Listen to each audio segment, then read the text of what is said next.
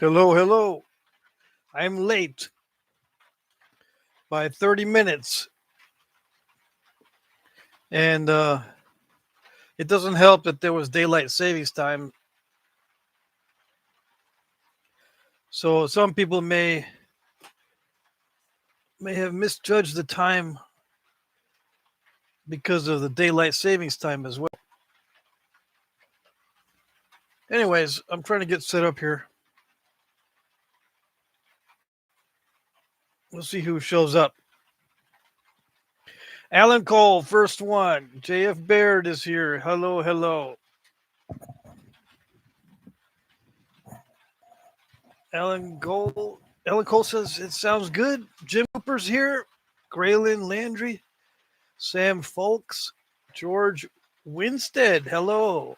AA Ron. Howdy, howdy.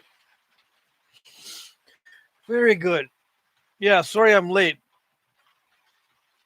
Wendy Dawn. Hey, everybody. Styly Designs is here. Hello. Flakes Guard. Cameron Parks. Hey, hey, brother man, crafty. Hello, hello. Let's see, what do I got?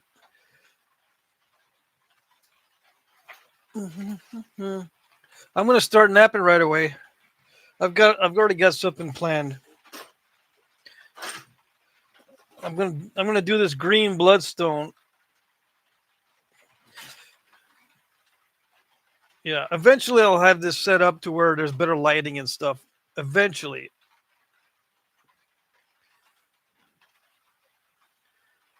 Let's see. Mike Tufts is here. Hey. Hello, hello. Okay, so I'm gonna do this green bloodstone. I already knocked off some flakes and spalls from it just to see if it was solid. I think I can get a biface out of it now. Okay. I knocked off a bunch of the crud. So I'll be napping this. I'll try to pay attention to the chat. I got my scale so I can weigh it. This will be in ounces. It's a little kitchen scale. I'm going to weigh it and compare it to what the weight of the biface is going to be once I have the biface done. 1 pound, 5.3 ounces. So that's 21.3 ounces, something like that. 1 pound, 5.3 ounces. Okay.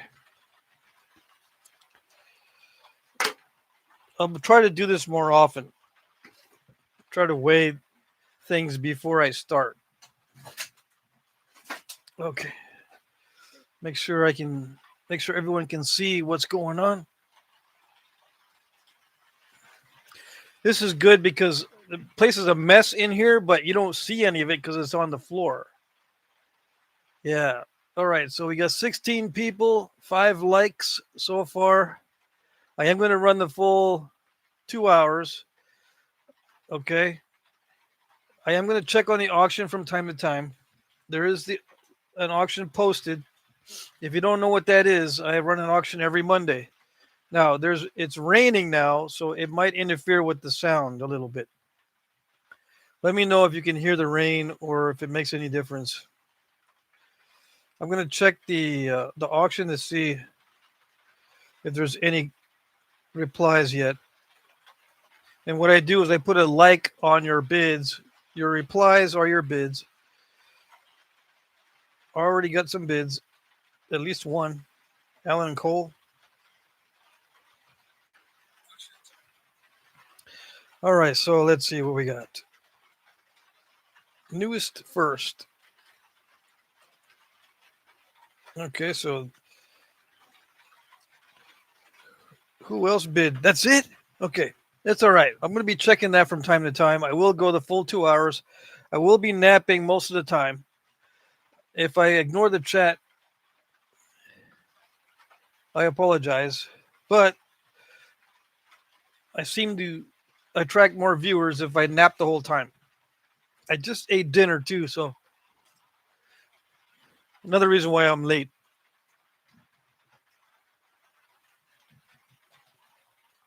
I actually have real coffee this time. Yeah. I try not to drink too much coffee, but I'm experimenting with the extra dark roast. It's like double double something. Yeah, they roasted double roasted dark roast. There you go. Supposedly that takes away a lot of the acid. I'm looking for my glasses. Here they are. Okay, now if I break this, I've got some Knife River Flint that I can nap. This is my next one on the agenda. This chunk of Knife River Flint. So if I break this or I don't like it, I'll switch to this one, Knife River Flint. Cameron Parks is here. Still got to make some chili. Yeah, coffee for you too, Jeff. Gary Reed is here. Hello, gents. Yeah, Don Reed is actually Gary Reed. Okay. There is a crack in this bloodstone. Right through there.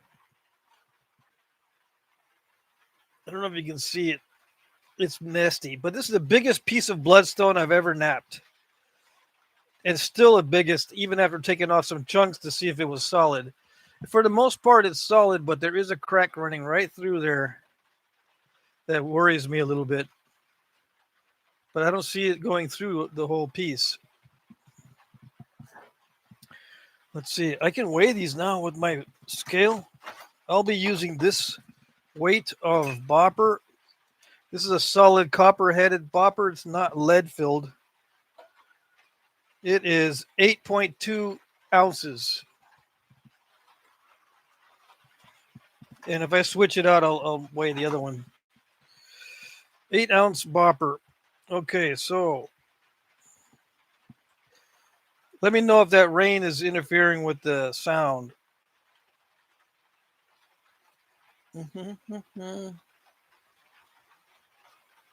Where is Marty? Is Marty here?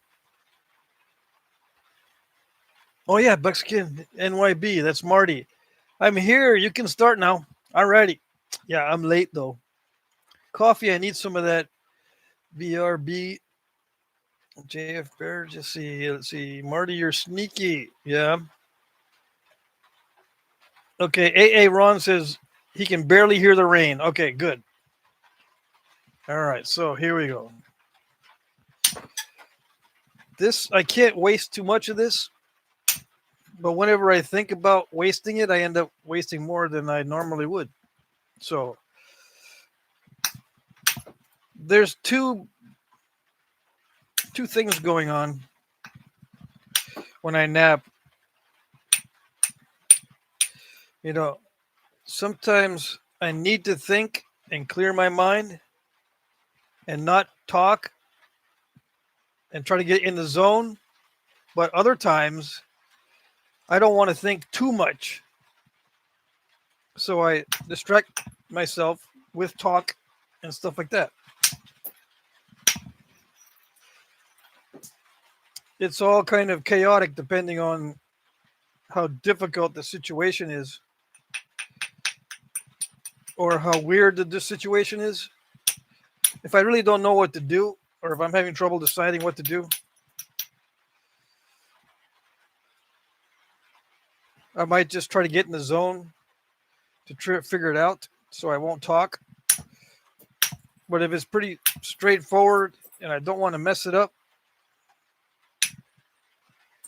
I will talk on purpose so I don't think about it too much. I do see some cracks. See, I'm trying to nap through that cracked area. There's still that crack in there. Can't see. Now you can zoom in. You can touch the screen and zoom in, and it'll zoom in. So hopefully you can see that I've got a big crack in here, but it does not go all the way through. I lost some off the tip just now. How long is it?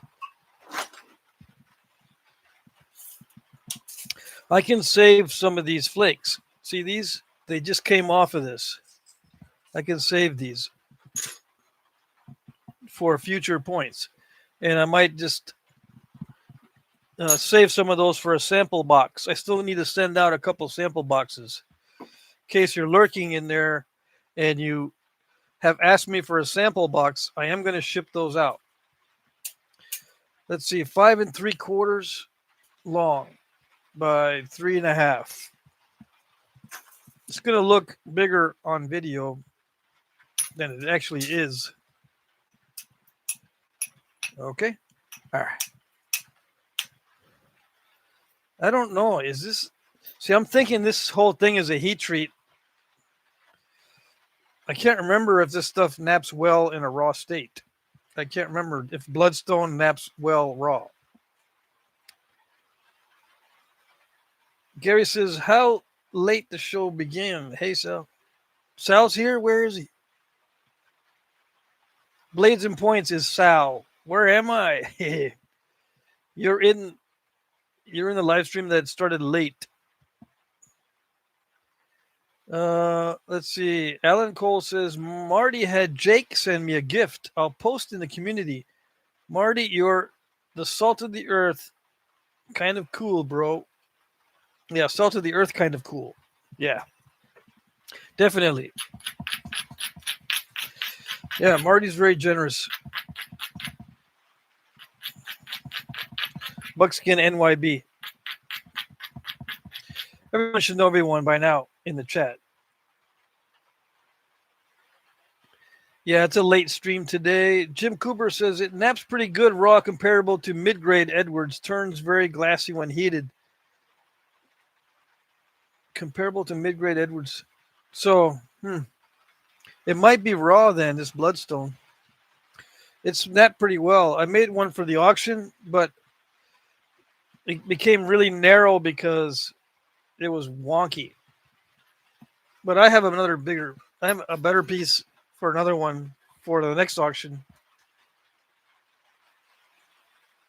This was wider than the other piece I started with.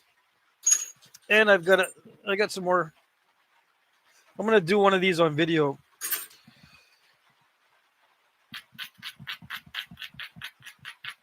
I can't compare this stuff to anything because it feels weird.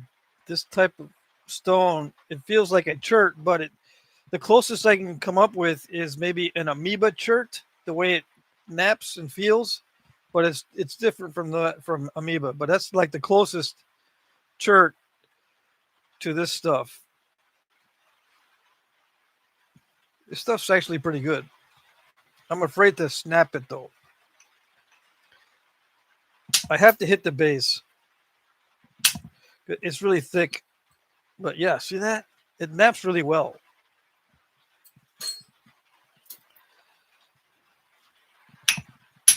I'm going to lose some length because I'm hitting to get rid of a lot of that bulkiness. I'm saving all the relatively good flakes, and I'm saving some sample flakes.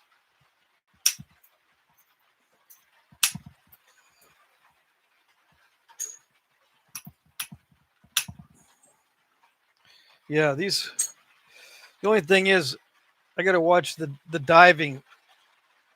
This stuff is kind of divey. I do get long flat flakes, but not all the time.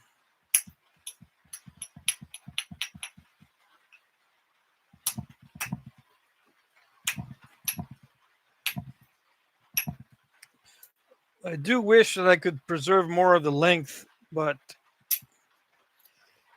it's not going to let me. It's it was very bulky back here.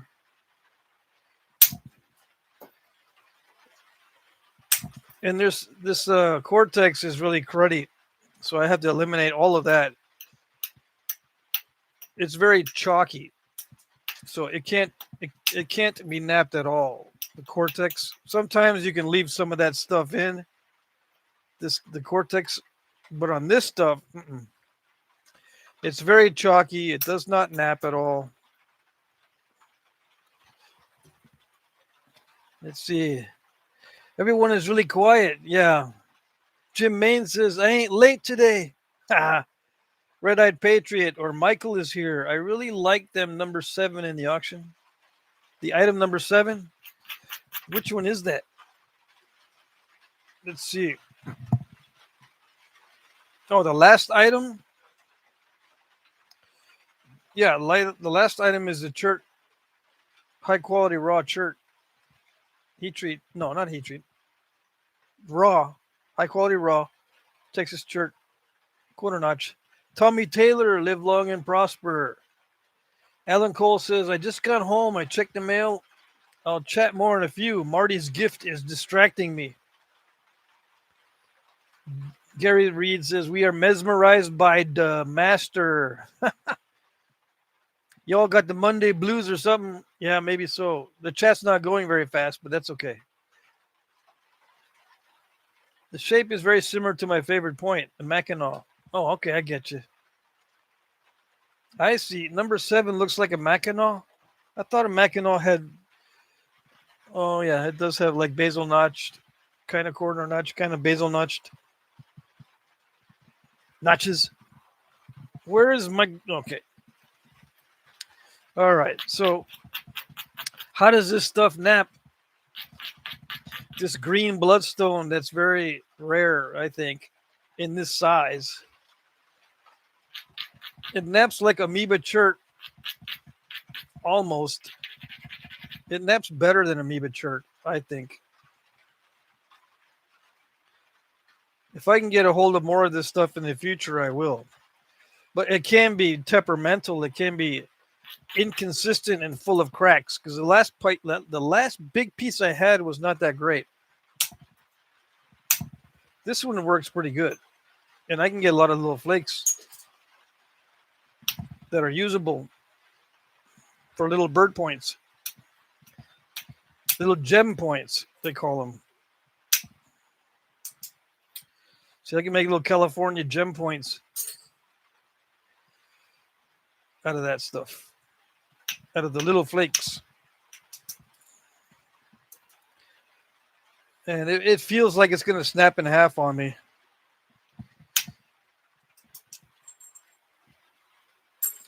We'll see. And if you gave this to me at the nap-in, I can't remember, and I didn't write down who gave it to me. I thought I wrote down everything this time around, but I didn't. If it's yours and you want a piece from this made into an arrowhead, just let me know. Please. I'm trying to get as many of these arrowhead spalls as I can. This will work.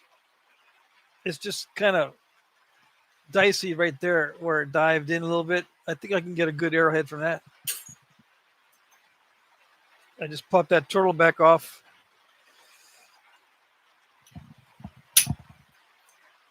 Another lumpy area.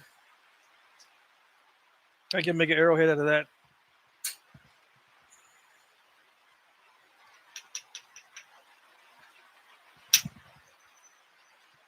So yeah, it naps really well. As long as it has no cracks. That one's kind of a crud flake because it's too warped.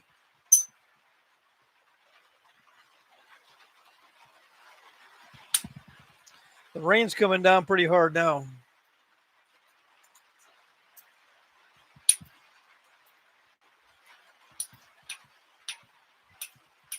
My carved pumpkin is outside. It's going to get full of water. Damn it. Dang it.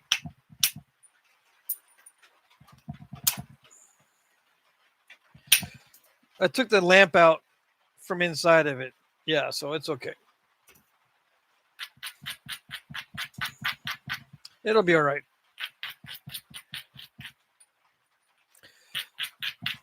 I need to eat some of that pumpkin before it gets rotten and too dry. Don't have to worry about getting it becoming dry tonight. That's for sure. Yeah, the carved pumpkin. I'm going to eat some of that. Yeah, put it in my stew. I need to gain some more weight. Yeah. No, I don't need to, but let's see. What did I miss? Jim Cooper says, buddy, just gifted me a big chunk of jasper he dug up in Arizona, and it looks like it was going to be rough, but had a lot of really nice material, some even glassy without heat. Oh, dang. Justin Cornelius is here. Irfan is here. Let's see. Lots of reds, pinks, and purples, Jim says, in that Arizona shirt. Let's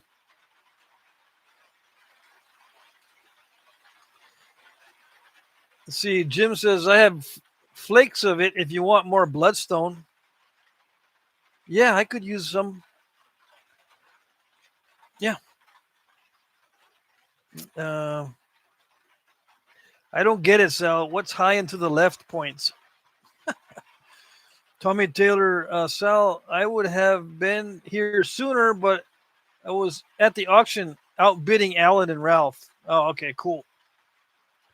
Sal is eyeing the Hayes point. I see.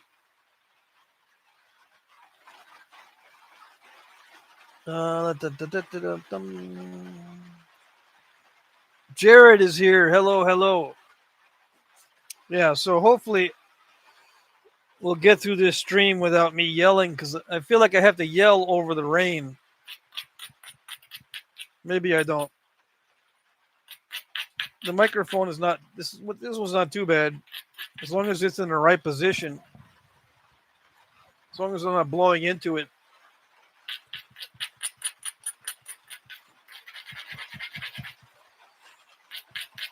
All right, this is when it's starting to get me nervous.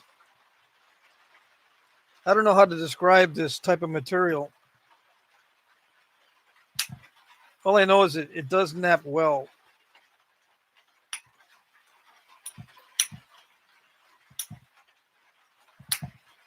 It's similar to that Mexican green imperial jasper, believe it or not. Similar to that stuff. Yeah. The imperial jasper, though, it's more glass-like. It naps better than this. Yeah. The Mexican green imperial jasper is some of the best stuff I've ever napped, nappability-wise. And the color is awesome, too. So that's a coincidence.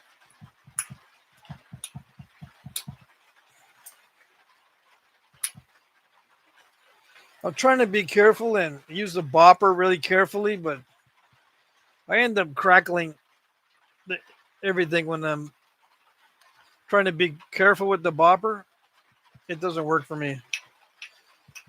Even with high grade material like this, I can't generate accurate strikes. So I end up with a lot of crackle on the edge.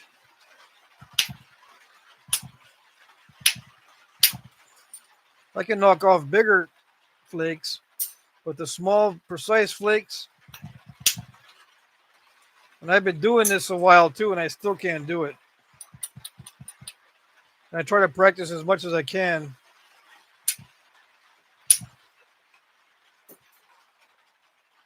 On good material too. And I just don't have the hand-eye coordination for getting thin points with the bopper. I'm always messing up the edge. And yeah, I've tried grinding it a lot. I've tried just being more patient. I've tried isolating the striking areas. Without accuracy, nothing's going to work.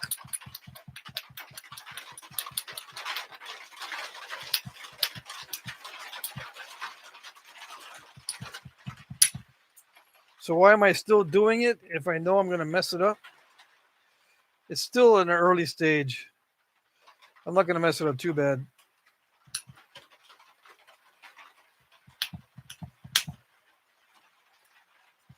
If I do mess up, it's not going to be too bad.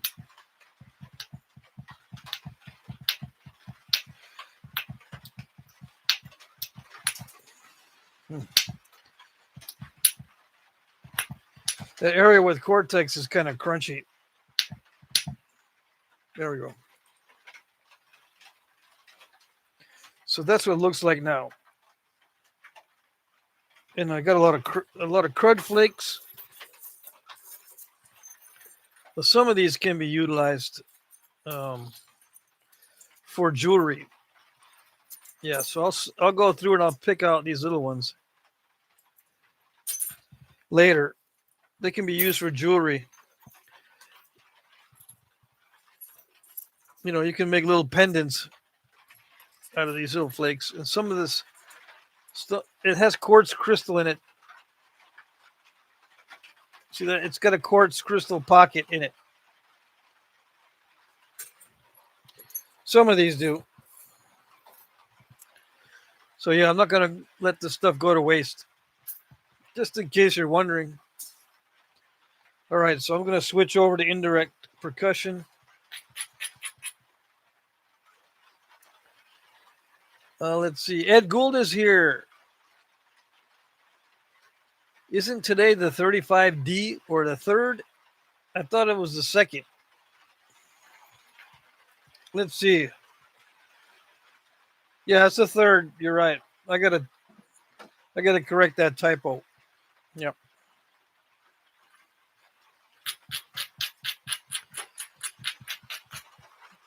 I wrote it down as a second on my paperwork too for the auction. So I gotta correct that.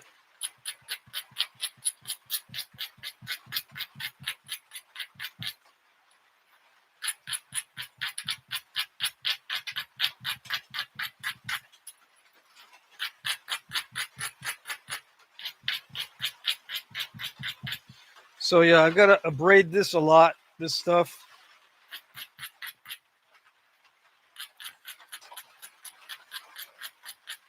But not too much. Let me think here. I guess on most stuff, if you use a metal flaker, you're going to need to abrade a lot. So start out with a 3/8 inch copper rod, 3/8 inch diameter copper rod. Make sure it's in good shape. Doesn't have too much rock dust. Make sure it does not have too much rock dust. It can have a little bit. That's not going to matter. But if it starts to build up, that's when it starts to mess up the flaking. If there's too much rock dust,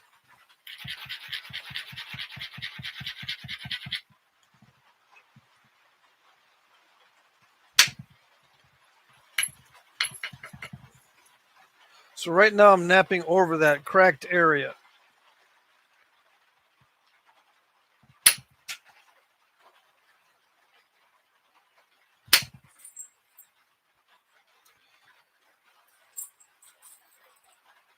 Okay, you can see where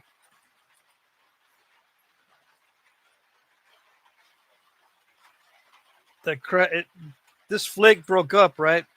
But right where it's cracked in the material, that's where it broke up. Otherwise, it would have been a solid flake. So that natural crack is still in there, but I almost got under it that time. There's still some of it left.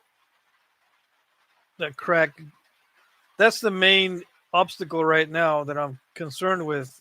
Everything I'm doing is making sure that I get rid of that crack and making sure that doesn't open up and take something out, like take the tip off.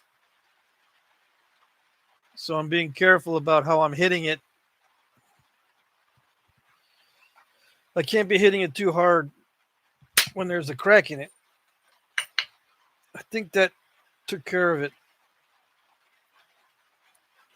Yeah, so I took a flake right where the crack was, and you can see the two pieces that came off, and then I took another one here to remove what was left of that crack. So now there is no crack.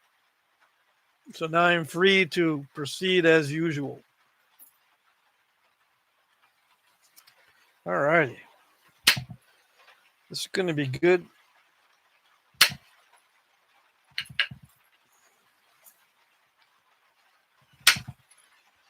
Yeah, it's going to be good.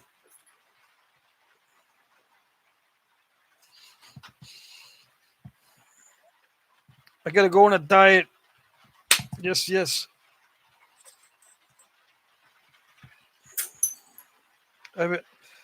I just gave away all the rest of my Halloween candy that I had bought for the kids. We had lots of trick-or-treaters. I spent over $150 on Halloween candy because I like to see all the costumes and trick-or-treaters.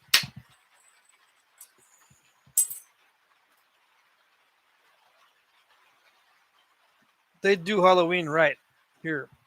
Yep.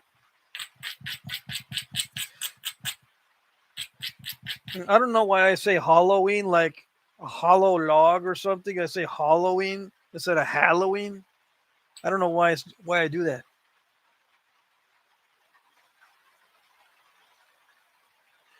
Gary says I hit every rock like I have an endless supply. Oh dang. Lee Steinmeier's here. Evening, evening. Nathan Owens is here. What's up, Jack? I love your channel and your commentary. I just started napping last week because of you. Oh dang. I got you addicted. I'm gonna get you addicted to napping. Smash the like button, says Sal. Blades and Points is Sal, in case you don't know. Let's see. Yeah, Sal's going to send Arnabis the Doberman after you. Tommy Taylor says, Sal, you're going to start your live stream around 8 p.m., 8 a.m. on weekends? 8 a.m. on weekends. And Sal says, yes, I believe so. Saturday and Sunday. Sunday will my holy church nap session. Sal says, I dressed up as a cholo. I didn't dress up this year, but I had like I tried to improve my scarecrow costume, but I said, nah, I'll just be an old man for Halloween. Tommy Taylor says, I missed Saturday while it was live, but I'll watch it later. This must be one of Sal's live streams. Jared says, wrong time of year for a diet, Patrick. Next is Turkey Day, then Christmas. I know. I still have to try it. I got, I started early on the gaining weight during the holiday season. So I've got to go back to my diet. Yeah.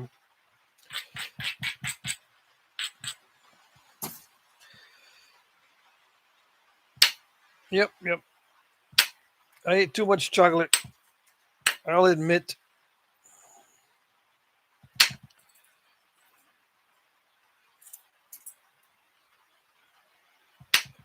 So this is napping well. Oh yes. I'm thinking maybe I should keep this for my keeper case. I don't have much of this in big pieces. This is a big piece compared to what I've napped before. I've only napped little chunks before of this bloodstone. This is a very fortunate piece. Yeah. It had a crack in it, but it didn't go all the way through. And it was not in a bad spot. Sometimes it's in a bad spot. Not only is it cracked, but you can't really nap around it. You've got to actually break it where it has a crack to get rid of it. Because it goes right through the middle or something. That's happened many times with nice, expensive material. But in this one, I got lucky. Very lucky with this one. And there's no way I can take off flakes like this with a bopper. I've been doing this for years and I still can't get accurate results with boppers. I can try. I've done this before. I've done, on my leg. I've done it in freehand. I've done it, you know, holding the bopper in different ways. I cannot get the accuracy like I can with indirect percussion. I can almost get it, but then I mess it up. I said, you know, if I'm doing good with a bopper, hey, I can keep going. Yeah. So I keep going until there's a catastrophic failure. That's my problem. Yeah. And it didn't get all that thin. I would, if it at least would get thin, I would say, well, maybe next time. But no, it doesn't even get thin. If I'm doing a freehand direct percussion bopper. Why do I mention that? Just in case somebody else is having the same issue. You're not alone. That's one reason why I use indirect percussion a lot. It has to do with the accuracy.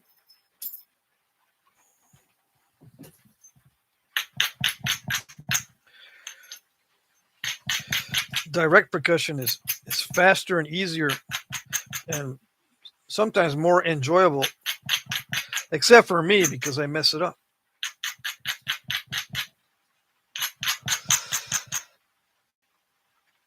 Yep. So if you have questions, if you're new, please ask. Mike Mason says, so I'm an hour late? No, it's 7 here Eastern time, so I go until 8, but I'm going to go until 8:30 because I was late.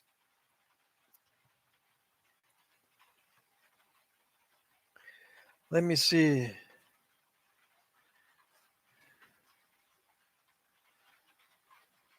So, Sal, you have a troll on your live stream?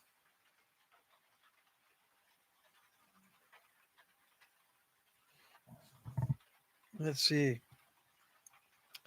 Sal says the trolls came on, and I guess they thought they would ruffle my feathers. They have no idea. Yeah, they have no idea what they're messing with. Jermaine said he trolled the trolls. Yeah. See, Sal says, I think I need to use a desktop to do it. Yeah, Mike Mason says, sorry, I missed the last live, Sal. I was super excited to get in and let my autocorrect spell some really messed up stuff. Let's see. Sal says, I was saying some weird stuff and didn't know my wife was watching. Uh-oh. Alan says, yes, desktop. Yep, use your desktop for the live stream. I use my laptop. As soon as I figure out how to use my camera for the live stream, I'll use my new camera. Yeah. I've been spending way too much money on equipment. I don't even know how to use it. Okay. Oh, don't tell me it's going to start doing that. Just when you enter this is why it's a sweat stage, because just when you enter this stage, it starts to act up. It's not going to do what you want to do. Okay, that was better. Yeah, don't make me take forever on this. If it's going to start messing up when it's thin,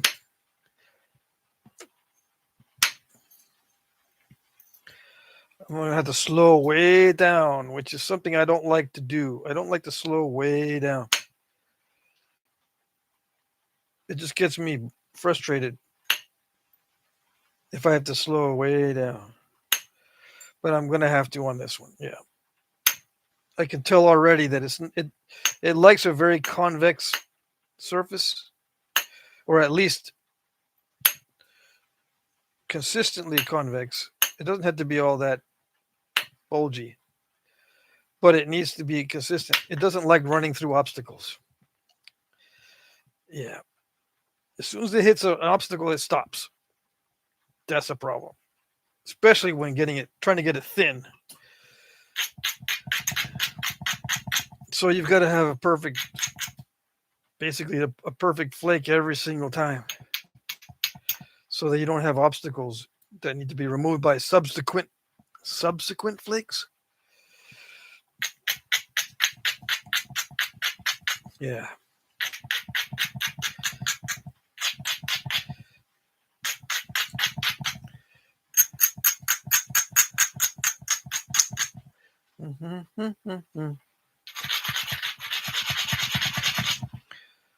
So this grinds down easy.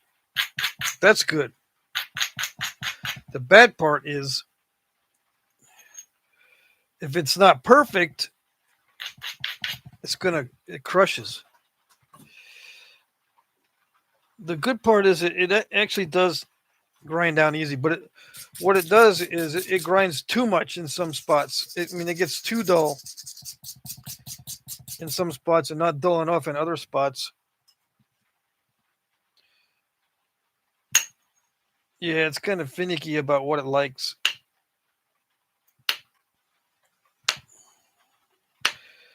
Okay, come on.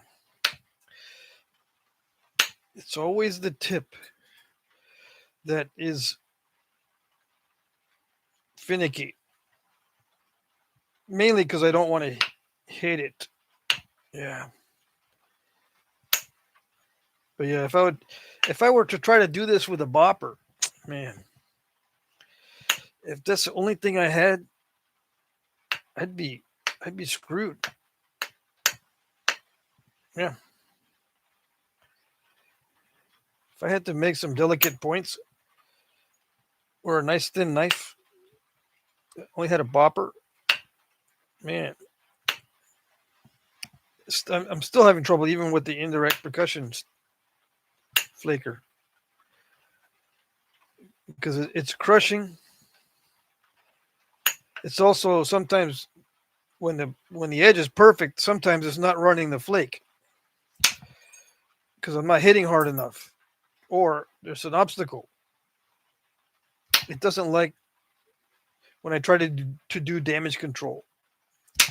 Some other materials are much better at damage control than this stuff. Yeah.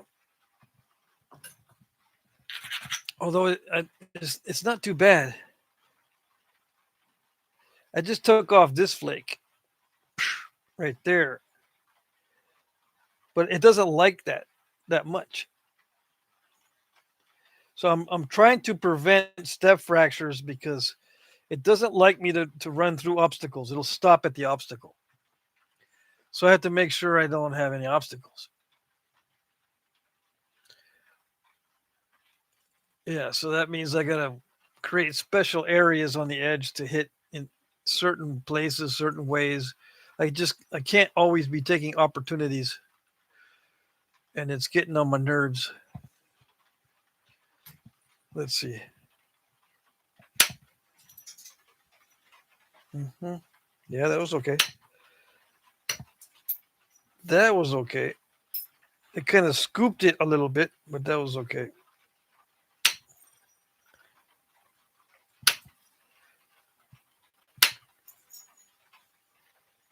See, these that are very, very thin, they're pretty cool. You can see all the weirdness in it.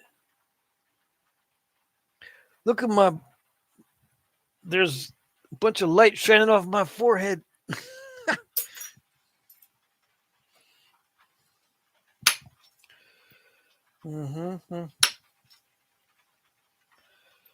Okay. So can I get this really, really thin? I don't know.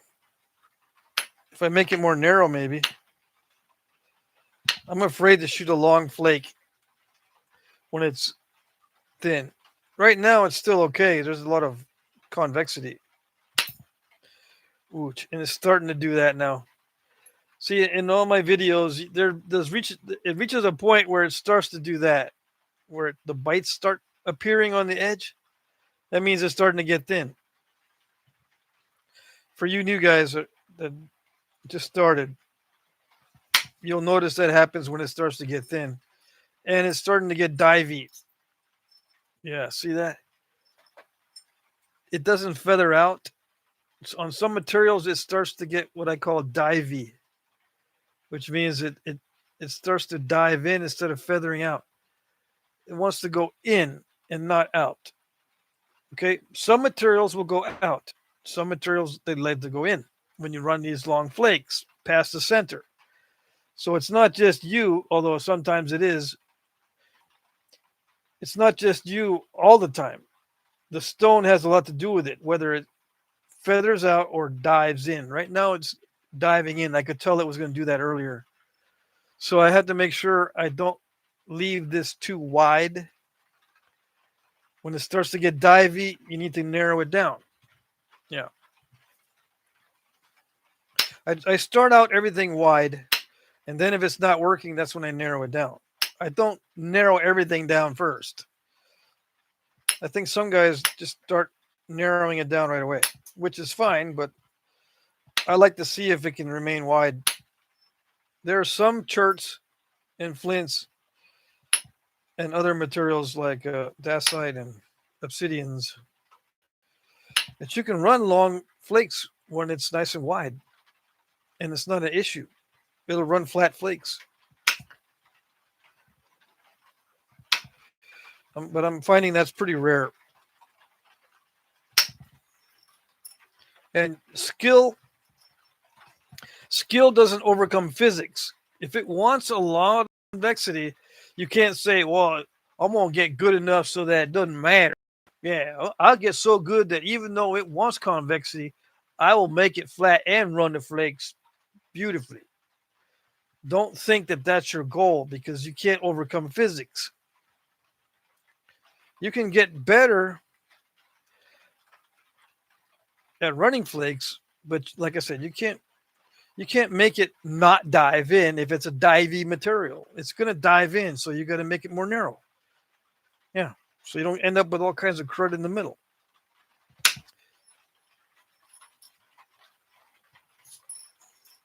Some of these do feather out, but it's got to be a high spot like a ridge. Like that one feathered out pretty good, but it was a big round spot right there. So I don't know if it was me or if it was luck or it ran on that high spot like it likes to do. Was it my skill that made it run and feather out? Was it luck? Because sometimes it's just luck.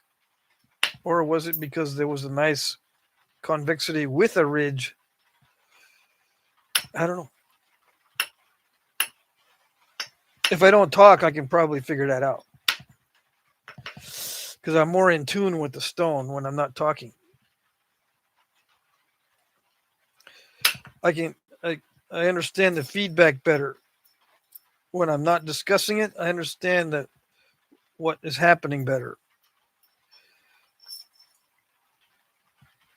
Yeah, which is, it's a bummer because I would rather understand it better when I'm talking because that would make the talk much more accurate. But I understand it less when I'm talking.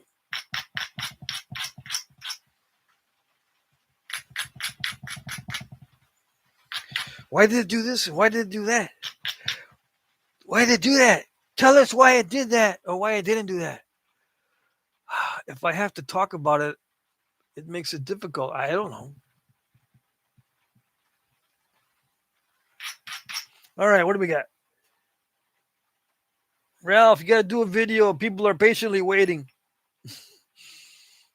Ralph Snyder's here. Yeah, where's Ricketts? Where's Keith Ricketts? Let's see. Ellen says, what type of rocks are hipsters? Igneous rocks? Because they were magma before it was cool? Marty says, I'm eating the auction on another device and watching live on my phone. Okay, so you're looking at the auction on another device. Mike says, sure, you're not vibrating your body, Patrick. In my opinion, you need to feel what the stone vibrations are like. Yeah, I don't know.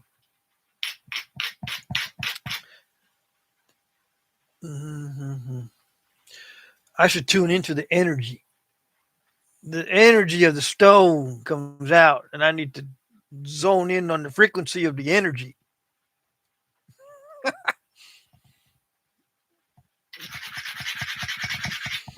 Right? Any crystal people out there?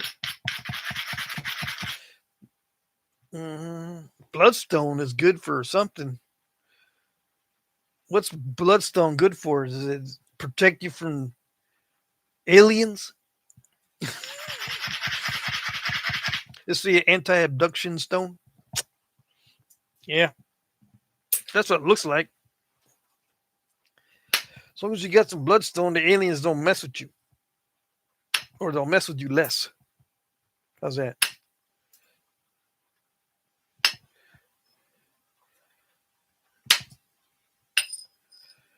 Nothing will stop them from messing with you. That's what I heard anyway. Mm-hmm. Okay, that was good. I was worried about that one. That was a nice one. This is, yeah, right there, right in the middle, to get it nice and smooth. What about this one? I'm worried about this one. Yeah, that dived a little bit at the ending, but it wasn't too bad. So yeah, I got to go really slow with this. This is almost like napping a dacite, as far as being careful. Like napping a crackly dacite. But it's still excellent material. It's excellent. I would rate this 8 or 9 on a scale of nappability and the color. So you have to add color in. If it's got a nice color, it ups at 1 point. On a scale of 1 to 10, I would rate this 8 or 9 with everything included, including the color. If there wasn't a nice green color, it would be 7 or 8 as far as nappability. It's got some imperfections in it. It does crush on the edges. It does dive in. So all these things are a pain to deal with. But I've napped other stones that are much worse. And the color almost gives it 2 points instead of 1 point. Although I've seen stuff that's like the Mexican green Imperial Jasper. That will probably give you 2 points on the color. This one's almost there.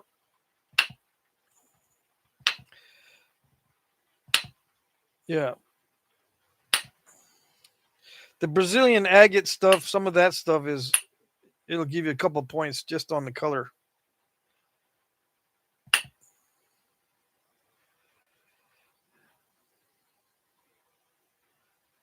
Knife River Flint, is that a good color? Well, it's not all that rare. There are some flints in church that are similar.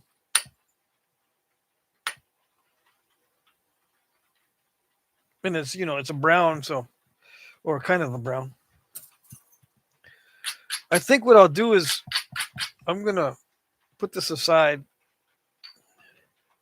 and then start that Knife River Flint. Yeah, this is too valuable to continue on the live stream or napping it live or on video. I might try to finish this up on a regular video. But what am I going to make out of it? I don't know. I'm thinking of just leaving it as a blade.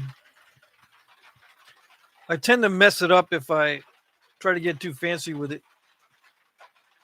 But this is nice. And I got a basket full of flakes. I can save these.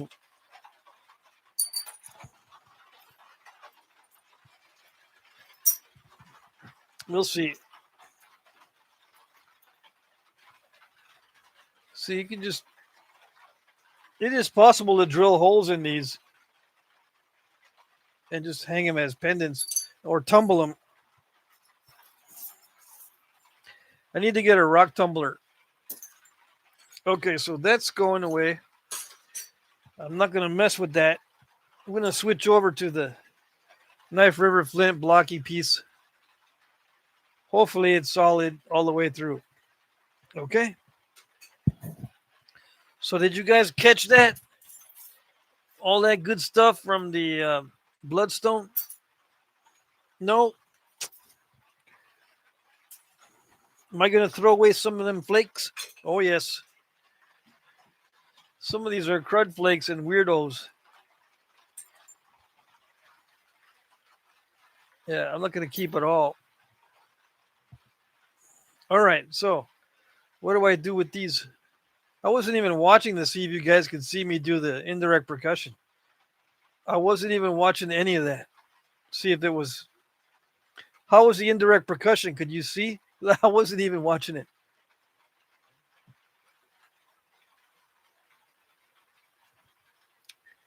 Let's see.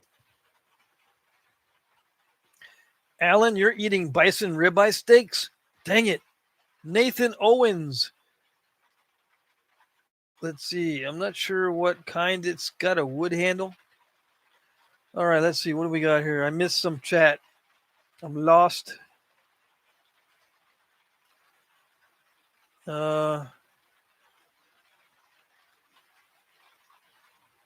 Okay, so describe me some tools. Okay.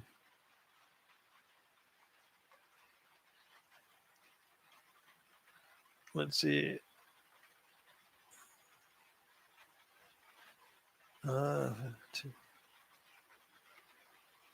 David Eldridge is here from the UK. David Eldridge is in the house. I saw your latest video, or one of your latest ones. David is getting really good. You need to subscribe to David Eldridge's channel if you haven't already. He does a very good job on the bullhead flint. I can't remember. I've already forgot what it's called.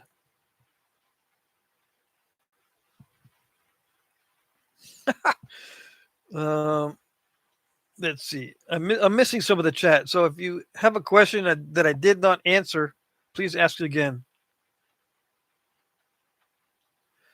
Alan says, what kinds of rocks are sour? Limestone. Let's see. Lemon limestone? Yeah, lemon limestone. All right, what do we got? What's going on? It's getting hot in here, actually. I got the heater on.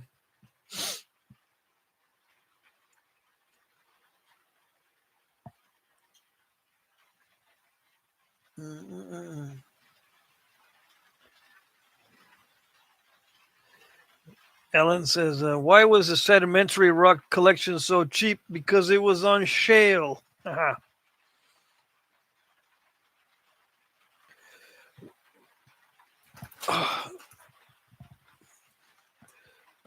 What am I missing? I can barely see the chat. Yeah, where is Bushy?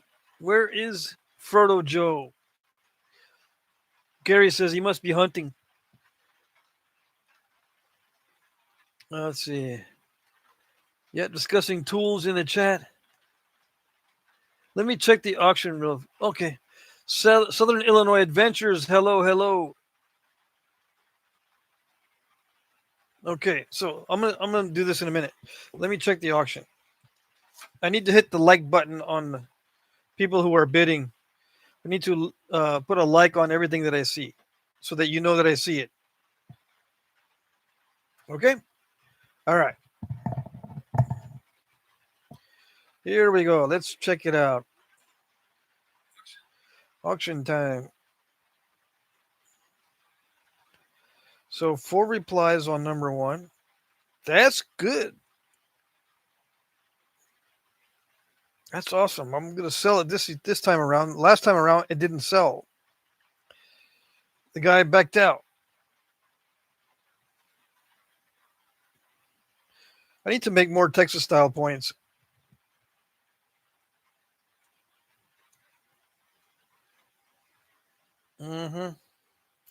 Dang it, there's a lot of bids on the Huffaker style point of Knife River Flint. There's a lot of bids on that one. I need to make some more. I like making the smaller points, so that's not a problem. Yeah. You got some competition, Sal, on that Hayes point. There's a lot of bids. Man. On everything. Let's see. Yeah, I wish I knew what that mystery chert was. It looked almost like Tallahassee Quartzite, but it's not. I think it's a Texas mystery chert.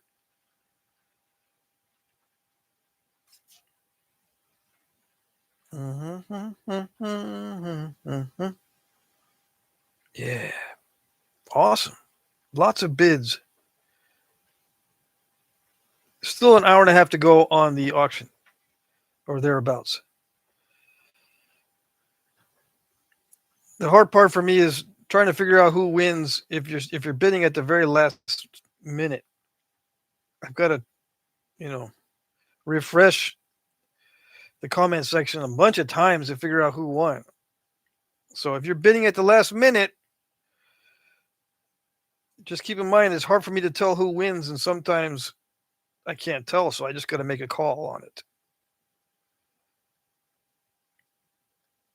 So, yeah, my call is the final call, okay? If I make a final call on the winnings, that's it. Yeah, if people are bidding at the last minute, so just be aware that and YouTube time sometimes can be off 2 minutes. All right, so just fair warning. I mean, you can bid at the last minute if you want. You can put in as many bids as you want. But just fair warning that sometimes it doesn't always work right for you guys. I mean, I can declare whoever I want, right? As long as it looks like it's right to me, I have the final say. All right, Mike Mason. Let's see. Okay, we're talking about mallets and antlers and high density plastic. Who's face snapping some chicken fried steak? Who is it?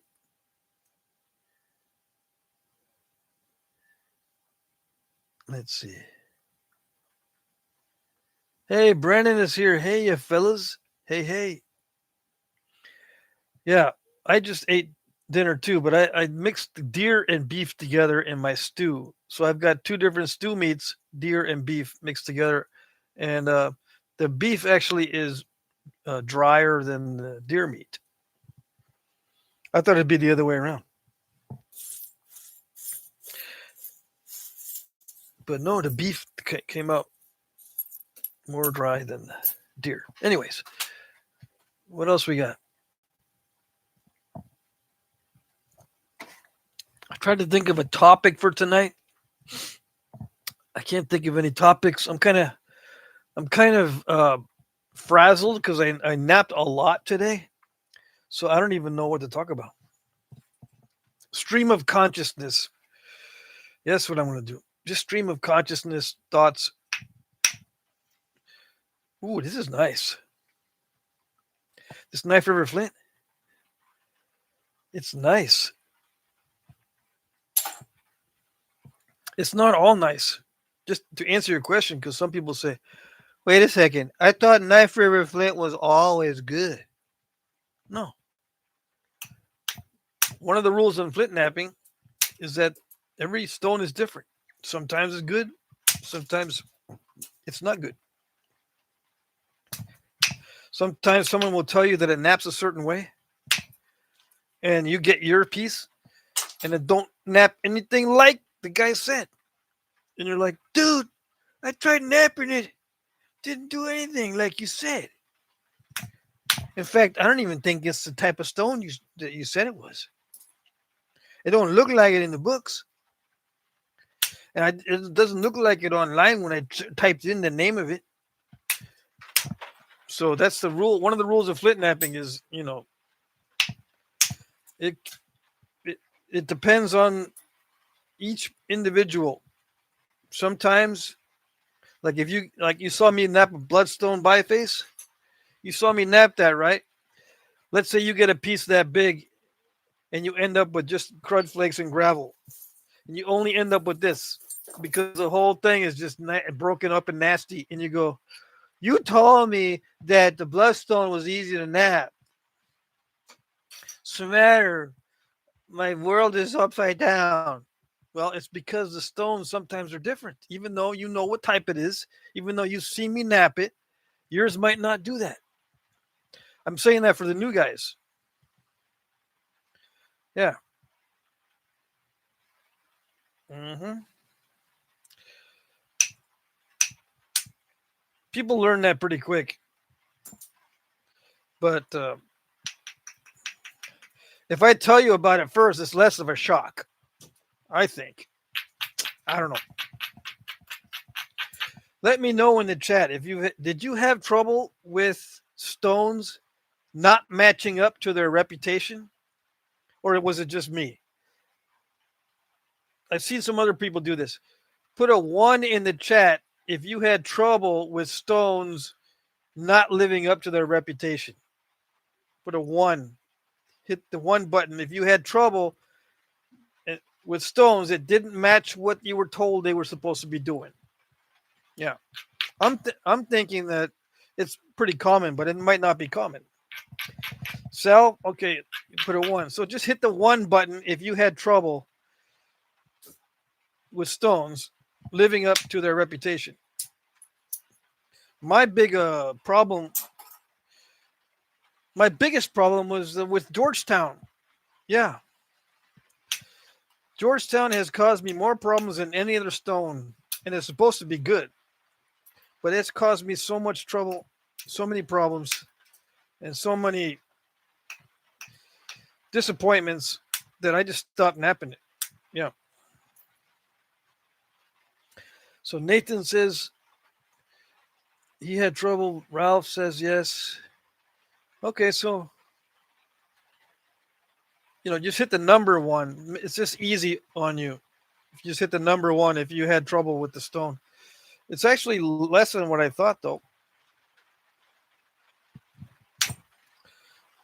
I had a lot of trouble with stones matching their reputation.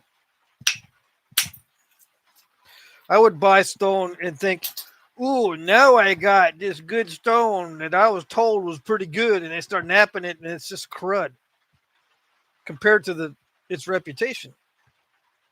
I mean, it napped.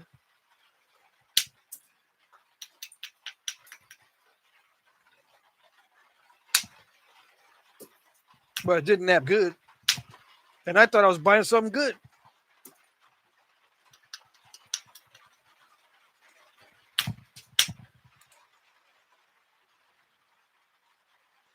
Marty says he says 1 also. I haven't napped all the stones yet though. I might have to make a list of stones I need to buy to try yet. Yep. Nathan says, in my first week of napping, most stones don't work for me. Yeah. Welcome. Got to give it some time. After 400 pounds of stones, you got to go through 8 5-gallon buckets. No, 5 5-gallon buckets of stone before you can actually get the hang of it, at least a little bit.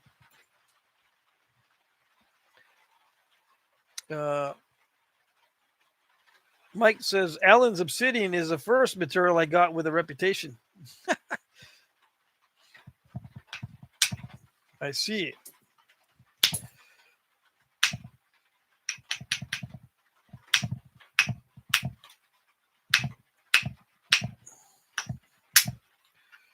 Ooh, that was nice. I thought I was going to mess that up. How do you reduce some blocky piece like this? If you're not catching it, I'll have to do this on another video. You know what I'm saying? Not this particular piece. I'll have to do another video on reducing these blocky pieces. It's just trial and error most of the time. Like, oops, I shouldn't have done that.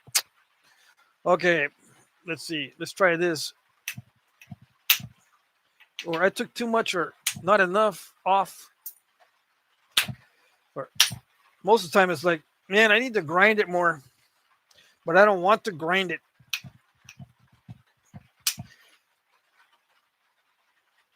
I personally, I don't like grinding and grinding and grinding. Why do you grind it? So it doesn't smash the edge. Because if it smashes the edge, it's almost impossible to get a good flake off of a smashed edge.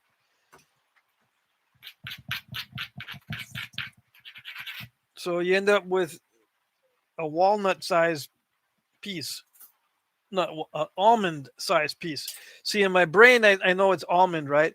But it comes out as walnut, and if I don't pay attention to what I'm saying, I don't even hear it. All I hear is almond. But no, I say walnut. Almond is usually the shape that results when you have a blocky piece, unless you are experienced. Just so you don't feel too bad about yourself. Just keep that in mind. Let's see. Wait a second. I'm missing some chats. Mike says most of the stones I ever worked were found in the wild in varying grades. Yeah, but did you know what they were called? And if you did know what they were called, did you know their reputation? And if you did know the reputation and you napped it, did it live up to its reputation? That's all I want to know. And one, if you had trouble with it that you didn't expect, like it didn't live up to its reputation. Alan says, okay, another joke here. Hold on a second.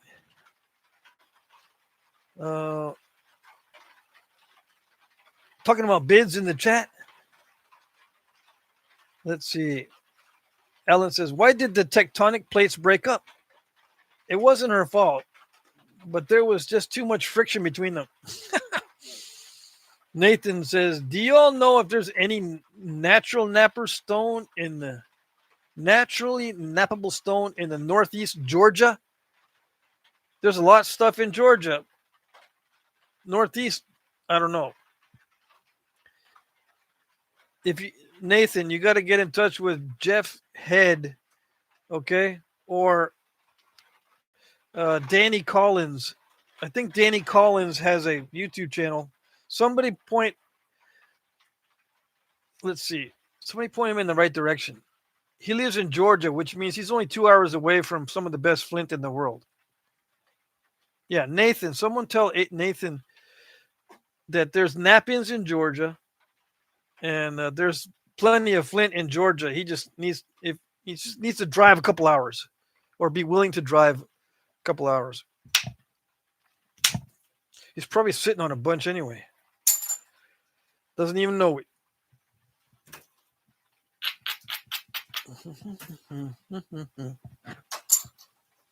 I would tell you, but I can't think right now. My brain is frazzled. But Jeff Head is a seller of Georgia chert. There's also Alabama Coastal Plains. David Brown sells Alabama Coastal Plains, which is not far away. Coastal Plains chert. In Georgia, you're going to get a bunch of Coastal Plains chert. Now, Northeast, I don't know. Northeast Georgia, I don't know. Some guys say, I don't want to drive more than 30 minutes, okay, dude? I'm not going to drive no 2 hours because, time is money. If that's your attitude, you're not going to get much rocks. Nope. Even if you're sitting on a bunch. No.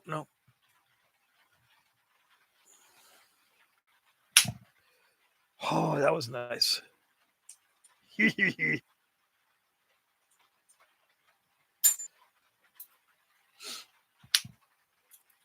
So, yeah, I haven't lost too much on the length or width, luckily, yet.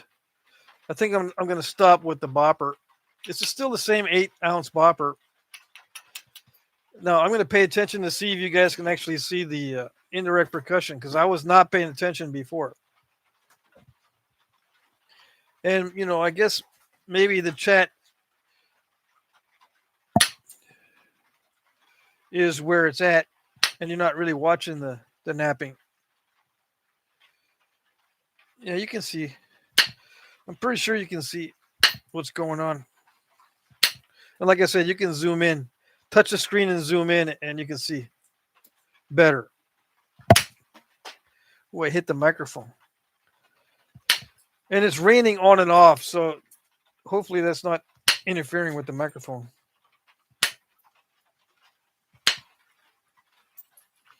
Anyways, I am losing a little bit off the length there.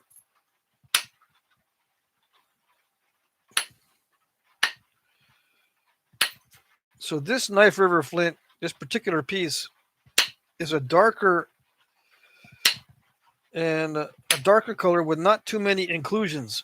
It's pretty clear. See, it doesn't have fossil stuff in it. It doesn't have no fossils in it. It doesn't have no fossils in it. Look, it's almost perfectly clear of fossils. That's unusual. Yeah, even the bigger pieces, they don't have fossils in them. So that's another thing too. Man, I bought some Knife River flint, or I got some, and I thought it was going to be full of fossils, man. It wasn't even full. I had like 2 fossils. Dang it. That counts as being a disappointment. Let me know. If it's not a big deal, I won't talk about it too much. Let's see. Marty says, I'm an aspiring auctioneer. Maybe someday I might go to a school to get it refined. There you go.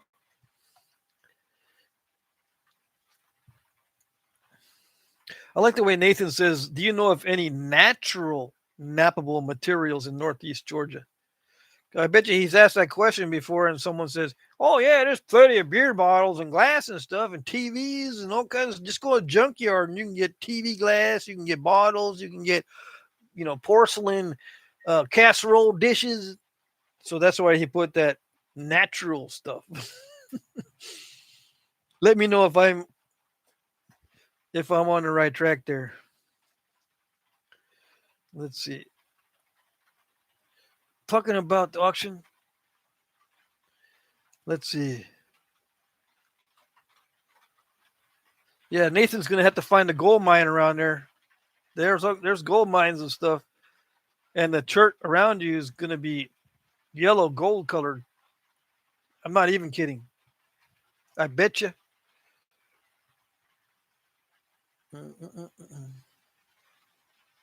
Oh yeah, Nathan, go to a Knapping. I got lists of Knapping in my video comments sections. Let's see. All right.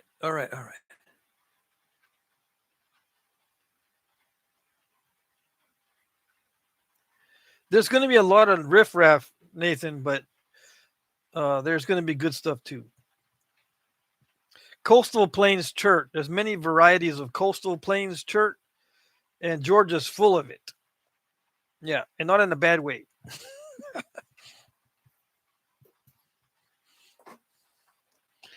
Let's see.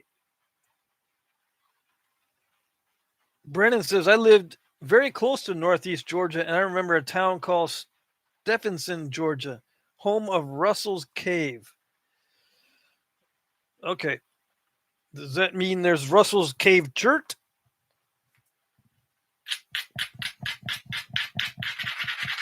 I don't know.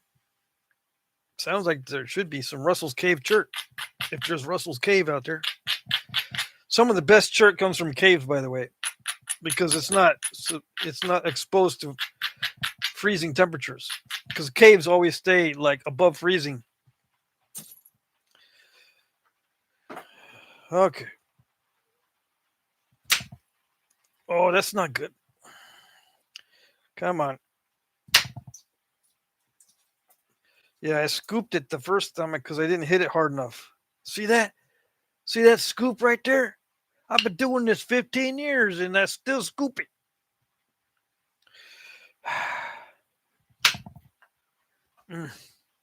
And I tried to just do a direct attack on it, but nope.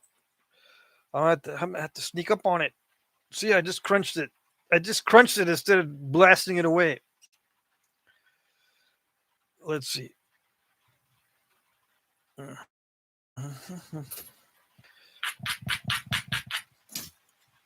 And this is supposed to be excellent stuff to nap, right? People rave about this and call it luxurious and glorious.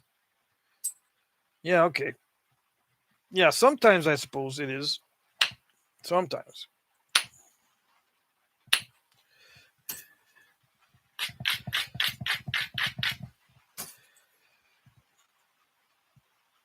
It's a lot better with damage control than the Bloodstone. Yeah, it is better with the damage control, so you can wipe out defects easier with this stuff, but it's still not easy. It's not luxurious. I don't want to make fun of that, but I couldn't understand why someone would use the word luxurious to describe this stuff.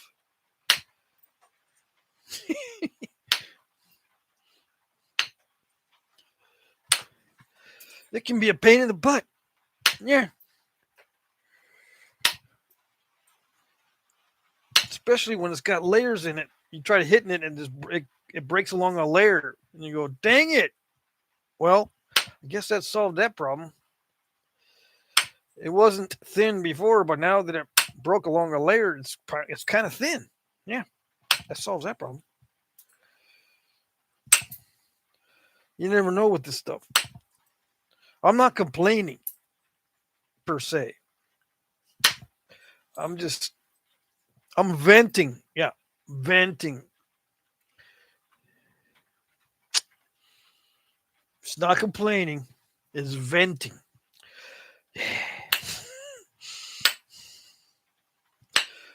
Marty sent me this. Marty in the chat.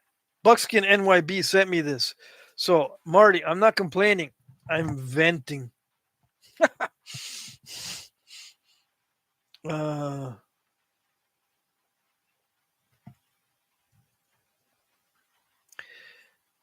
Michael or Red Eyed Patriot says, I picked up a knife a few weeks back with what's called Indian paintbrush bone. What the heck is that?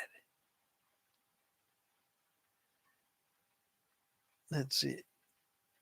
Oh, these auctions prices are up. Wait a second. What are you guys doing? What in the wide world of auctions is going on here? Let me see. Yeah, I know it's auction time. Hold on a second.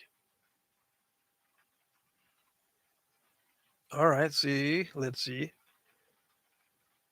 So the auction ends at 9 p.m. Eastern. So you guys still have an hour to go. Okay, just so you know. If there's somebody new in the chat and they want to bid in the auction, you still got time.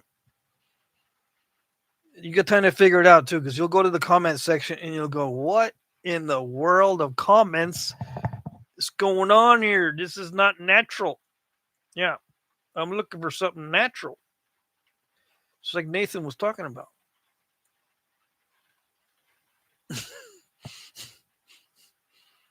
Oh, I see, Marty. I see your bids. Dang it. I need to make more of those Huffaker style points or whatever. Yeah. Just more Knife River points. Knife River Flint points. Yeah. I'll make more of those.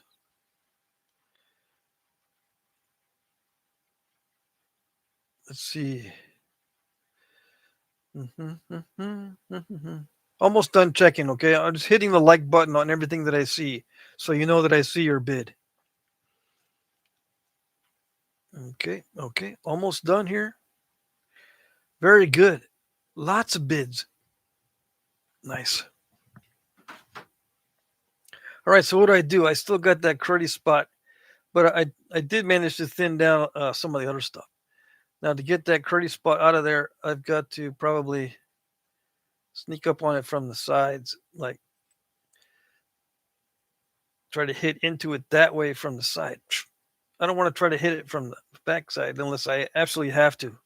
That's the hardest one to do because you're trying to eliminate the obstacle with the ending of the flake. That's the worst part to try to eliminate it with. The ending of the flake is the least predictable part of the flake. So if you want to try to shoot it across, like you say, man, I would just being an experienced spectator, I would just hit the side and try to get it from the back like that. That's what I would do as an experienced spectator. I'm telling you, I want to make this perfectly clear. The ending of the flake is the least predictable way to remove an obstacle. The easiest, most predictable way is if the the potential flake middle is where you want that obstacle to be. So the middle of the potential flake that you take is where the obstacle should be. In the middle. That's the easiest part of the flake to predict is the middle. Not the beginning, not the end. In the beginning, you could smash and mess it all up and make it even worse. But if it goes, the middle is pretty easy to predict. So that's where you want the obstacle. And then, you know, if you have to shoot it right next to the obstacle from the beginning of the flake, then you do that. The last resort is trying to remove the obstacle with the ending of the flake. But some guys, they say, I don't pay attention to any of that. I don't have any problems. Beginning, middle, end of flakes, doesn't matter. I can hit that obstacle and knock it off no matter what. Okay, fine. I'm just saying, that's what I have trouble with.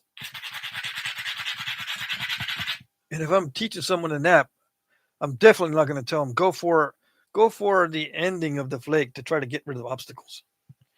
I'm never going to tell somebody new that. Nope. Not unless I don't like them. Are there times when I don't like them? No, that's rare. Well, this isn't too bad, but it's not exactly what I was thinking.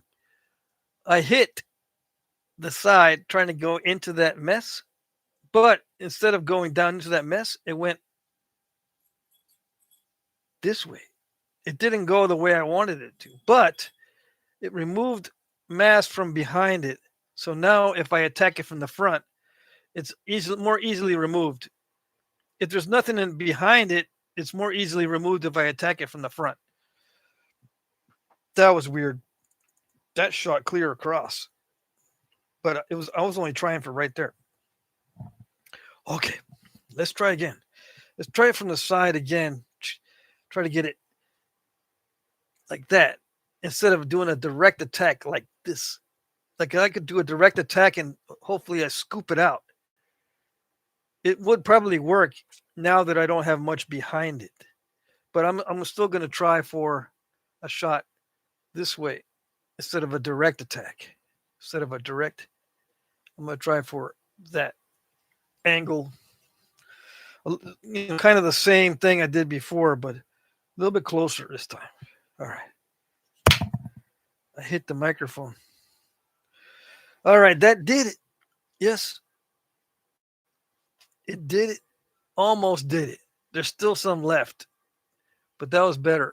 That flake. So now, what do I do? I can just put the flaker right on the step fracture. Voila. The step fracture was high enough. I could just hit the front of it with the flaker. But it scooped it out a little bit too much. Almost. I think I can still live with that. See, it scooped it out, but it's all right. At least there's no step fracture there anymore. Yeah. What time is it? I'm going to go for a little bit longer since I was late on the chat. Late on the live stream. I'm going to go a little bit longer. I'm supposed to do the live stream for 2 hours, which gives me enough time to talk about napping. I used to do 1 hour of chat, but I took a poll and people like to see more napping. So, perfectly understandable. So, how is this piece overall as far as Knife River Flint goes? This piece is good. Yeah. The mistakes that are showing themselves are mainly my mistakes. But there is some inconsistencies in it. I can tell there's some hard spots and there's some weird crackly areas. Like on this side near the tip, the material is a little bit rougher than down here. And I can tell there's a lot of little step fractures on it. So it's a little bit rougher. But that's the only spot that it's got issues. And they're not even that bad. Okay, so there's this one spot here on this side that's kind of crunchy, but everything else is good. Yeah.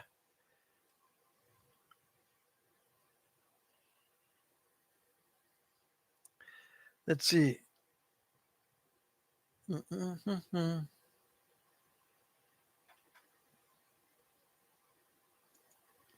Somebody asked a question. I saw a question mark.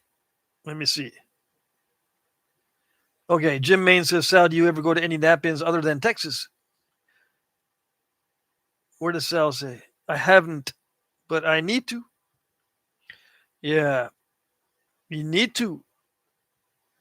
Jim says, I want to go to Water Creek if I'm ever home for it. Yeah. Let's see. Where is it? What's going on here?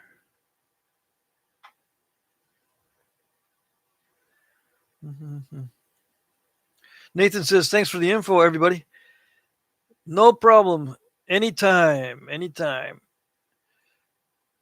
As far as the weather goes here, you guys talking about weather, right? As far as the weather goes here, we had a frost overnight last night, and there was a little bit ice on the dish, the water dish I set outside for the animals. So we're already getting ice on water dishes outside.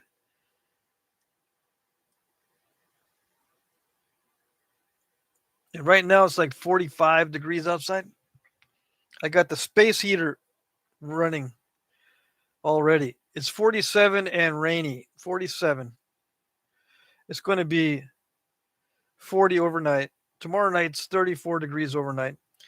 Thursday, we got 24 degrees overnight. Yeah. You don't believe me, huh? Look at it. Still can't see it. Look at the weather we got. That's the weather I like. That's what I call fall weather. Yes. Almost wintertime weather. I was watching some videos last night before I fell asleep, and there's people already in foot deep snow. I think they're Canadians. I'm watching too many Canadian channels.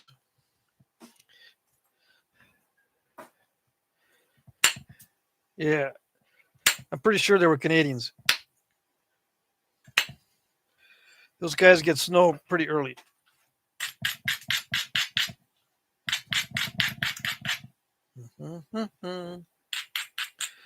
Nothing against Canadians. Just saying. I don't know if I want snow that early, but I like the cold weather as long as I can bundle up. Yeah. Which is not a problem. Nope.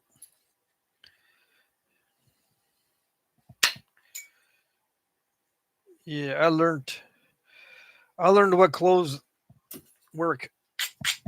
So I spend a lot of time outside.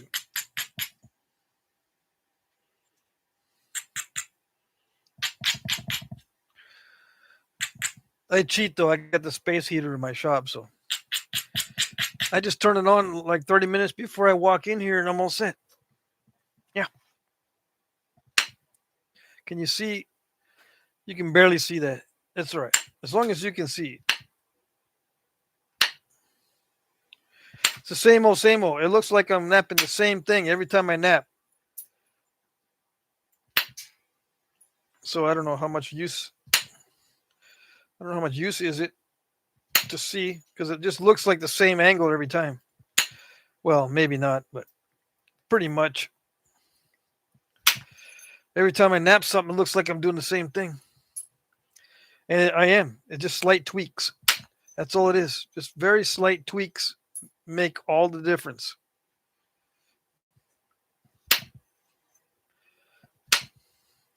Slight tweaks on the edge, slight tweaks on the tooltip, slight tweaks on the amount of force, slight tweaks on the angle.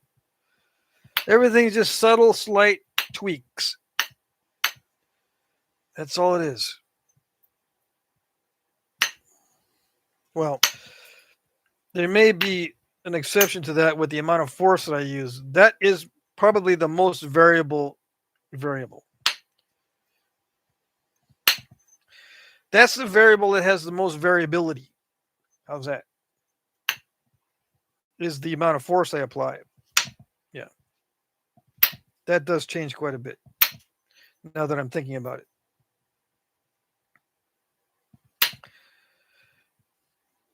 The longer the flake, the more force you need on most materials. Some materials, no, it doesn't really require all that much more force for a longer flake. Like obsidian. Some of the obsidians, there's so little difference in force that it's almost negligible for long flakes or short flakes. But on this stuff, like there's thick areas that require a lot of force and thin areas that don't. Some of them areas they want to be tough.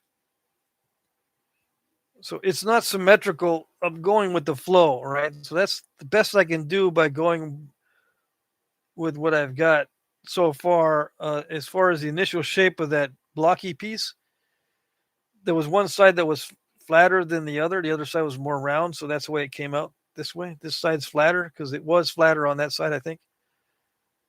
Pretty sure. So now I've got to just make it more narrow to symmetritize it. I don't see any problems. Any future problems, I don't see any issues with this particular piece. I've got a lot of these type of pieces, smaller ones, and I like these. Don't get me wrong, but if you want to see bigger knife river flint pieces, you might have to tune in somewhere else because all I got this size. This is probably the largest one that I'm going to have for a while. Let's see.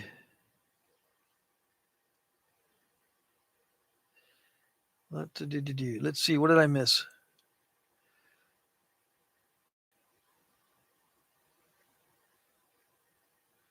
John Turner's here. Yeah, the weather is the reason I live in Texas. You don't like cold weather? Tommy Taylor says, I like the heat. I can cool off easier than I can warm up. Really? That's, well, now that we have AC, I suppose. I can't cool off easier than warm up.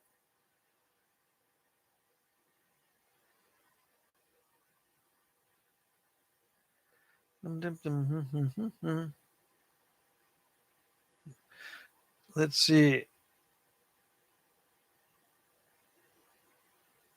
Jim Cooper says, are you catching up on your projects, Patrick? Yes, I'm catching up slowly.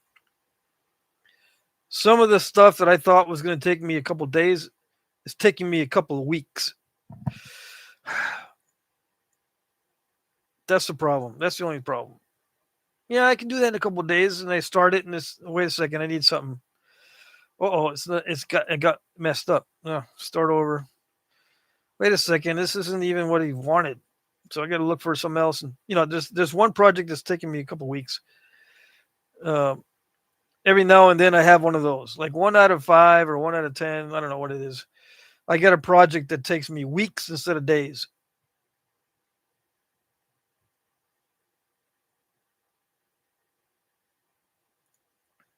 John Turner says, when my feet get cold, I am miserable. Yeah, I suppose that is pretty miserable. But I don't know. When my feet get cold, I just let them get cold. Clint Evans says, some of my coldest nights were spent in the panhandle of Texas. Dang. It does get colder and windy. Gary says, I'm face napping some steak, taters, and stuffing. Dang it. Jim says, the coldest I've been was a lock and dam 25 on the Mississippi. Negative 39 degrees. Dang it. Ed Gould says, I like the cold. I can warm up easier than cool off. Yeah, I do too. The heat gets me irritated. The cold just makes me suffer, but the heat gets me angry. I don't get angry at the cold, but when it's hot, yeah, it ticks me off. And I don't cool down, neither mentally or physically. It takes forever. Let's see. Ed Gould says it's easier to breathe the cooler air. Sometimes.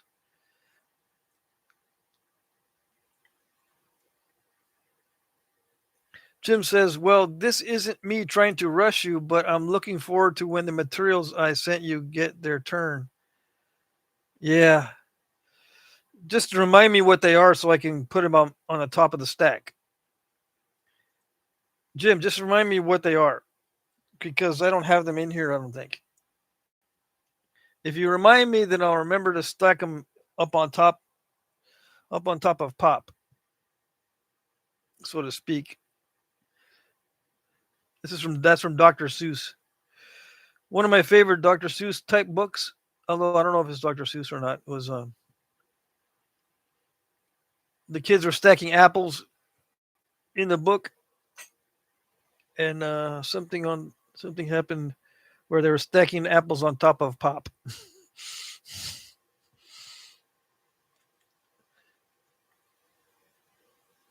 So yeah, Jim, let me know what was let me know what specifically was in the box so I can make sure they're not buried under something else.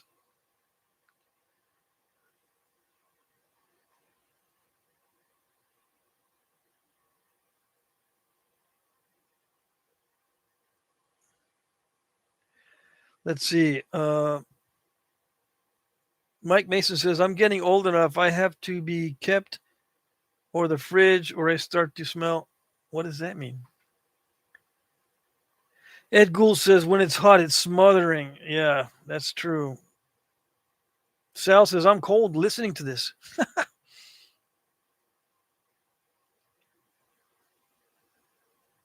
Ralph Snyder says, Jim, have you ever seen my video with the Coast Guard icebreaker? Yeah, he's going to check it out. All right, Jim Cooper says, oh, there were a variety. I sent you some nice petrified wood flakes and some Australian opal and the magnetic material. That box is buried. Let me take a picture of that. I remember that, but that box is buried somewhere. Let me, if I don't take a picture of that comment, I'll forget.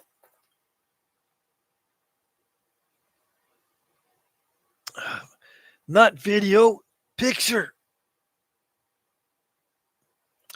I pushed the button on the keyboard that brought up a little Papa Bucks. Come on. It shouldn't be this hard to take a dang picture. The chat moved and it got blurry. Okay. And then when I take another photo, it pops up. Oh, you took a photo. I don't want to know that I took a photo. I know I took a photo. Let me see if I got it. I might not have got it yet, Jim. Hold on. I got to take my pictures. Got to make sure I get that comment in the middle of my photo and not blurry. All right. Sent some nice petrified wood flakes, some Australian opal, and magnetic material. Yeah, that was a while ago, so I got to look for that one. But I'll get to that. Yeah.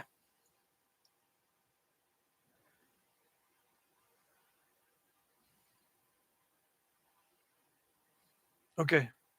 And anyone else? Hey, Jeremy's $5 super chat. Thank you. Thank you. Don't spend it all in one place. I'll try not to. Although it's hard not to.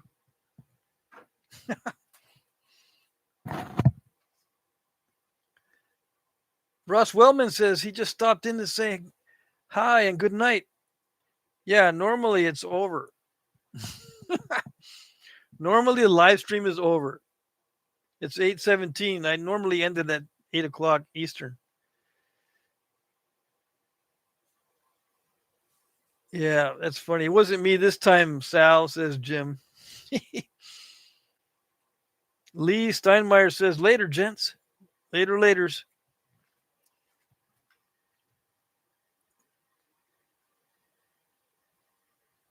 On the magnetic material, Jim, I did try a magnet on it, but I didn't.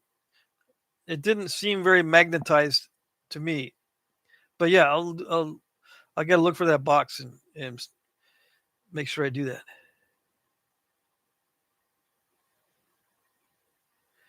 Yeah, cold weather makes my nose drip too, but I just let it drip.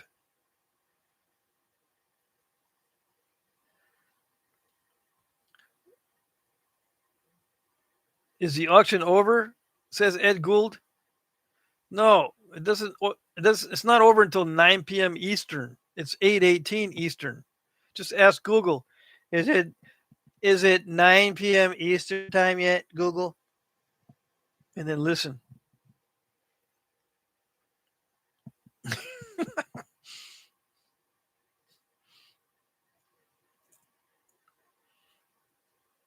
You should tell my sons to do that all the time. Just ask Google or whatever you're asking, Siri or whatever, and they would ask, and they got used to it. They get used to asking the computer for almost everything. It works.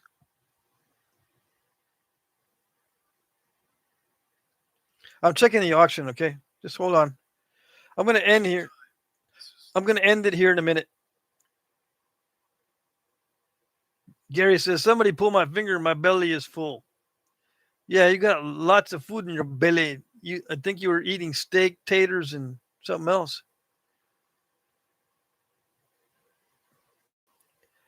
Just lay flat on your stomach. I'll jump on your back. That should take care of it.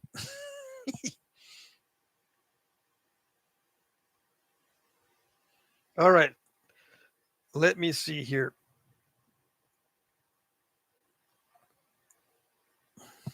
Okay. Yeah, we got lots of bids. Yes, we do. So I'm going to hit the like button on the bids that I see. We still got some time before the end of the auction. It doesn't end until 9 p.m. Eastern, which is like 40 minutes from now, 40. Joe Barry's here in the auction. I haven't seen you in a while. Dang it. You like that which one is it? The Huffaker style point. Awesome.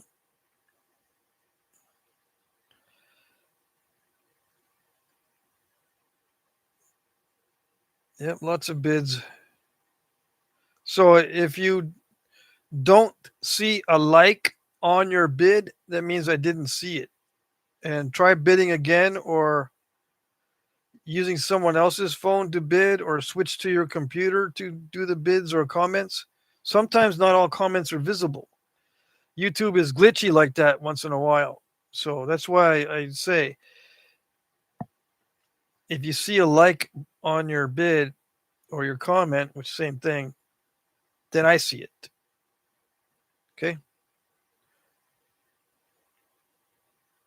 Dang it, 15 bids on the Huffaker style point. I got to make more of those.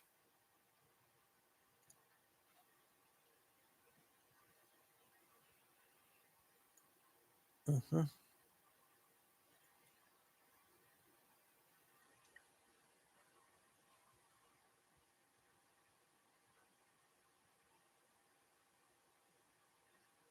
Okay, so what else we got? I'm going to end the live stream here, guys, in about 5 minutes.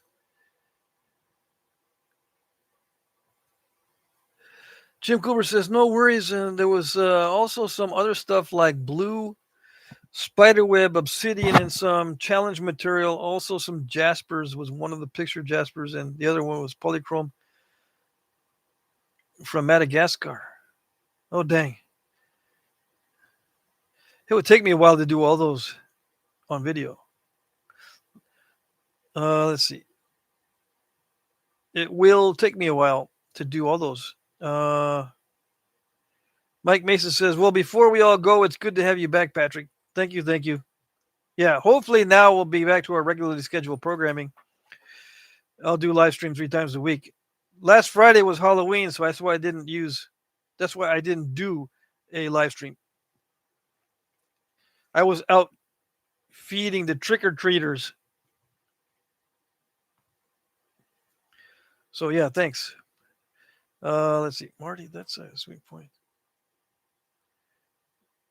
Everyone's going live now, says Ed. Yeah, hopefully you can get your questions and stuff answered in real time. And you can chat with other guys in the chat. Let's see. Everyone's going live now, usually without a schedule. Oh, I see. Marty says, yeah, Jake made that out of some triple flow that Alan sent him. It was 11-to-1 ratio. That's a good ratio. Dang. Yeah, Jim Main says, yeah, it's good to have it the live again.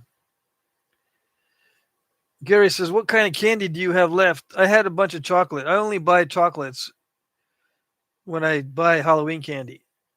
So I had a bunch of that left. I ate a bunch, especially the Reese's peanut butter cups. Those are my favorite, so I ate a bunch of those. I loaded up the rest the stuff I had. It fit in like a Walmart plastic bag. I just hung it on my stepsister's door. She wasn't there, but she's got grandkids, so that's where I left that candy. But I always buy like Hershey bars, the solid ones, and then the Kit Kats, Crunch bars, Reese's peanut butter cups, and anything with chocolate. One year I bought Mounds, but I eat those too fast and they melt too fast too. So I try to buy stuff that doesn't melt all that easily.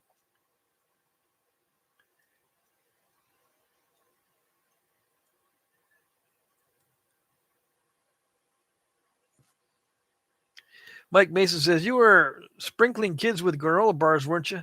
No, I don't give the kids the granola bars. I give those to the skunks. I still got a bunch of granola bars left. I bought a big box. And there's only 2 skunks that come around now. There used to be up to 7 skunks in the yard. Yeah, up to 7. I've seen at least 10 or 11 different ones. But now there's only 2. And I don't even know. I don't recognize them anymore because they're so fat. It's not Muddy or Jumpy. It's somebody else. It's a male. It's a big male one that comes around and a smaller male. And I don't even know who they are.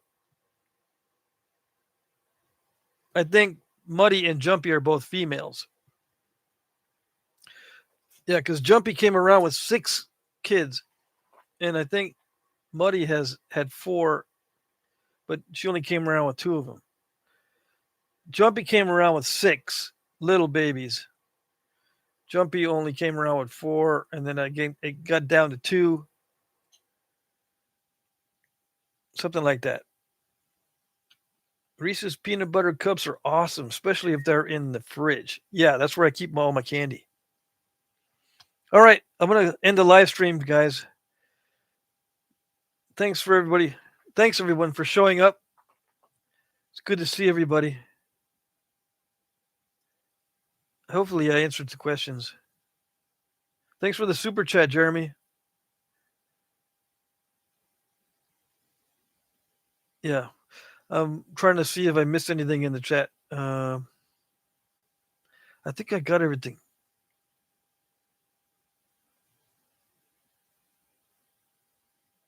Yep. Good night. Good night, everybody. We'll see you on. Let's see. Today's Monday. See you on Wednesday. Wednesday's live stream is from 2 to 4 p.m. Eastern. Okay. So yeah, I will be doing that one. I will be doing one on Friday too. Yeah, not a problem. Okay. We'll see you later, guys. Have a good night. Bye bye.